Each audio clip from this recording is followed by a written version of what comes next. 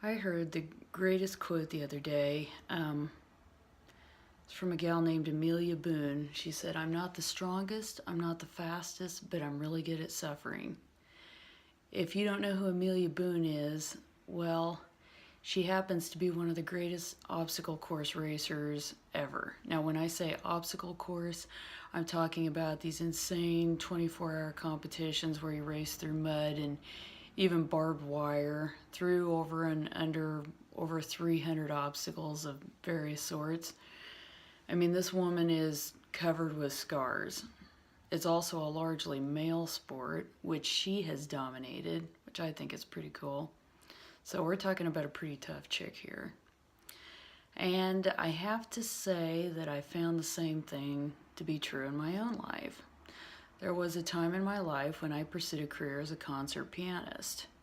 Now, unfortunately, or maybe not so unfortunately, considering the grueling and very limiting lifestyle that it is, I ended up never really coming close to realizing that dream.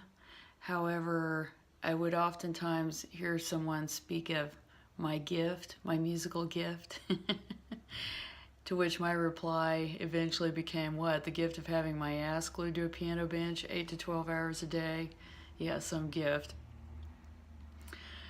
And I also did a lot of horse showing and horse training, and in those pursuits, again, I found the same thing to be true.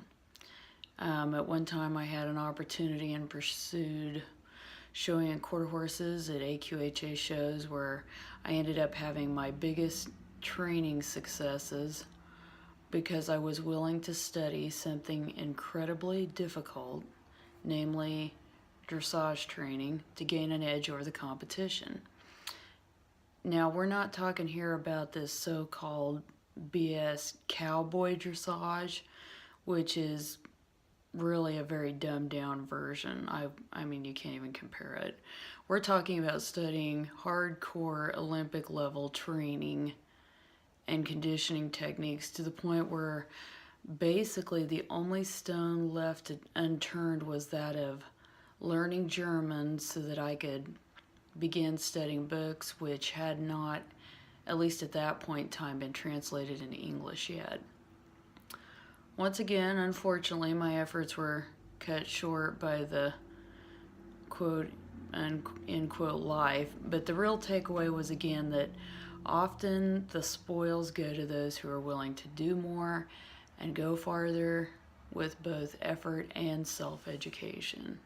So whatever you're trying to do, and especially when you're making major life changes, remember that you will really start to see the gains usually when you're willing to go farther than most. You've got to be willing to go farther, be willing to suffer more, and it will pay off quickly in developing character and getting you some amazing learning experiences, and eventually you will see the gains in other and bigger ways as well.